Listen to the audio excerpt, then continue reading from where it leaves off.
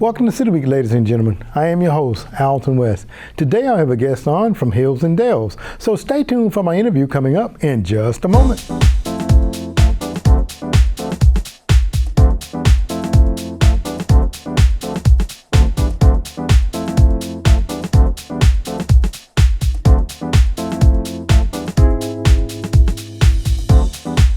Welcome to City Week, ladies and gentlemen. Today I'm being joined by the program's coordinator from Hills and Dale Visitor Center, Ms. Haley Merciers. Haley, welcome to the show. Thank you for having me. Well, Haley, it's a pleasure to sit down with you. And this is a new face to my set. And also, I think you are relatively new to the Troup County area, right? Yes. So I'm originally from Heard County. And so we moved here about 5 years ago, my husband and I. I got a job working at the Troup County Archives. So we moved on down to LaGrange. And so we live in the north part of the county. So still not in the city, but still close enough. Close enough. You know, I'm a country boy myself. Haley, I lived outside of the city and even have a home here outside of the city now. But you know, I really love LaGrange. It's my home. Grew up here. There's a lot of great things, great people in our community. So we just thank you. And talk a little bit. You say you worked at Troup County Archives. Before we came on, I was saying I may have sent you some emails because I do a lot of emailing to the archives. Talk about your experience there, if you don't mind. I was the administrative assistant for about a year, so I kind of helped out with different things that they did there, exhibits, helped with records management just a little bit. But so then that was actually how I got acquainted with Carlton at Hills and Dales. Through that, and so then I started at Hills and Dales in 2018, and I've been there since. So October, next month will be 4 years. 4 years, there you go, absolutely. Well, talking about Hills and Dales, and I know most of the local folks, and I know that you guys have tons of visitors that come to the Hills and Dales Visitor Center, but just tell everybody where it's located and what's the purpose of the Hills and Dales Visitor Center, if you don't mind. So we are, the address is, it's 1916 Hills and Dales Drive. That's our visitor center, and but we are actually the Calloway family home and the historic Farrell Garden. So the garden started in 1832, and then Sarah Farrell took over in 1841 and started the formal boxwood garden that we have now. Fuller Sr. purchased the property in 1911. And then built the home in 1915, 1916. And the Calloway family has lived there up until 1998 when Alice Calloway died.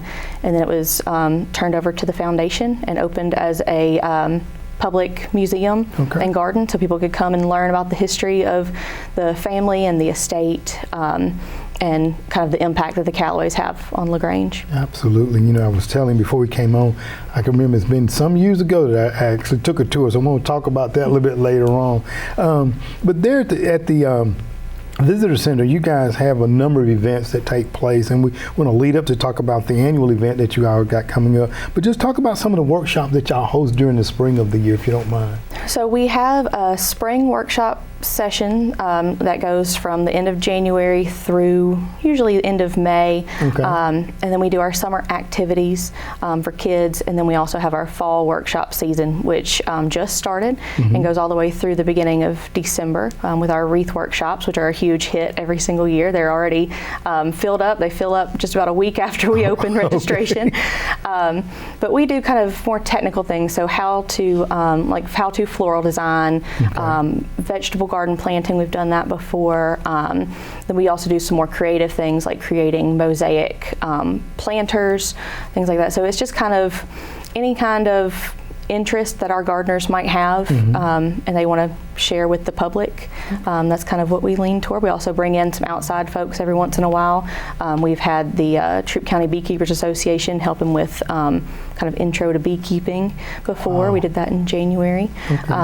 So it's a nice mix of things that we do. Absolutely. And you know, I always before we came on, you all also have a wellness session. So you talk about the holistic wellness, and then there's things that are all for children as well, I understand? Yes. So our children's activities are, we do Picnic in the Garden in May, which are free to families, and we have games and things like that. We also have summer activities for kids, so we usually get Mama Jama to come tell a story, or one of our gardeners will do, a scavenger hunt or something to that extent. They've been really popular the last couple of years. We also have Children's Christmas Celebration in December. Stories in the Garden in October is family friendly. So we have a lot of things, a lot of free things as well for the families in the community to come and enjoy the place. Very good. Now, just a range of ticket costs and those that are free. There are free events and there are ticket events. Talk about the range for ticket prices, if you don't mind. So mostly our ticketed things are our workshops, and so members do get a discount on workshops, our annual members. And they also get to come to things like our annual lecture for free, whereas the non-members will have to pay a ticketed price. The annual lecture's ticketed price is $15. Okay. So it could range anywhere from that to, I think one of our workshops, actually our workshop on Friday is $150 because it's technically 3 workshops mushed into one, so it's all day. We've never done that before, so we're really excited about that this coming up Friday. Okay, well, very good. Let's talk a little bit, because you're here today. We're going to be talking about something that growing up as a kid, I know when I would get cut or a bee sting, your grandparents would go out and get the tobacco or the various things of that nature and just kind of put it on your hand or whatever. But you guys are going to be Herbalism, and you all have a lecture that's going to be coming up. Talk to us about that and how that came about, if you don't mind. So the annual lecture this year is featuring a lady named Lucretia Van Dyke, and she has spent basically the last, I think, over 20 years of her life learning about the origins of folk medicine, specifically in the Appalachian Mountain area. And so she has worked with women, specifically African American women, who have kind of done this oral history tradition of folk medicine. So like, if you get a burn, you put aloe on it. If you get a bee sting, you put tobacco on it, things like that. Peppermint for an upset stomach, peppermint tea. So she has studied that. She does, it's called holistic education. So she teaches people about it. She's really into like women's health and benefits of herbs for women.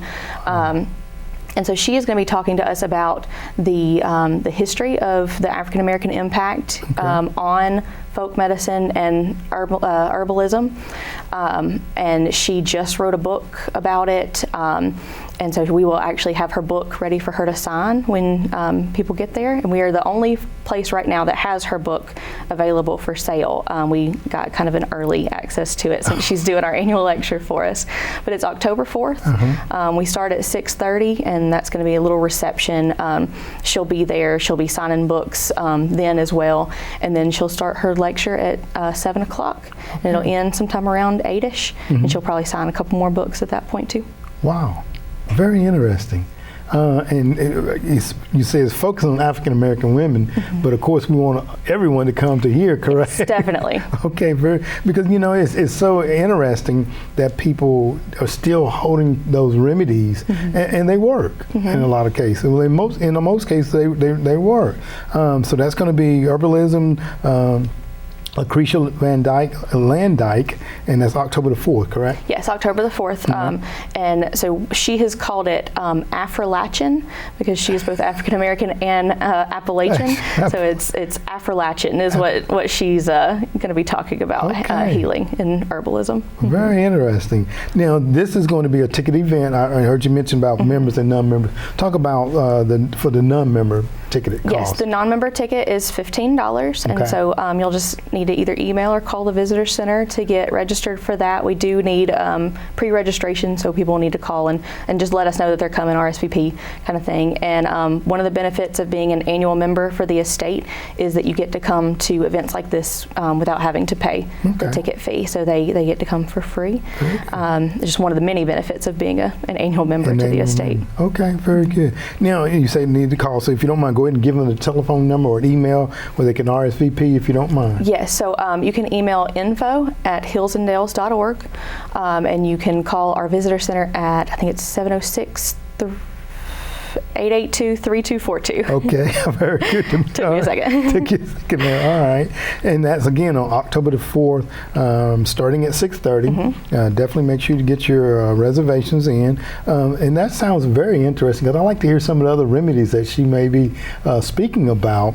And because, like I say, growing up in the country, you very seldom, went to the doctor. Yes. Because grandmother, grandfather, mother, all of the, parents were the doctors, and they. I remember the ginger and the yellow root and the mud from because we had a spring, and the mud from the spring if you got a cut as well. So I'm just curious to see. Yep, and the Appalachian Mountain area, is so rural, and so they really didn't have access to formal medicine like that. So the oral tradition of passing down these folk remedies is really all that some people ever experienced. They never really went to doctors. So it's going to be a very interesting talk to see, kind of hear about some of the people that she's met in her line of work. Absolutely. It sounds like it's going to be quite exciting. Now, you were talking about annual fee for the location. What's the annual cost to be a member, I guess I should say? We have several membership levels, so they range anywhere from about $45 for one person to be a member for the entire year. And then we have some preservation levels, some 5-year memberships that are a little more expensive. But I mean, for $40, you could come, tour the estate twice, and you've already paid for your membership. So it's a really good deal, and you get a lot of benefits. You get to sign up for our workshops early.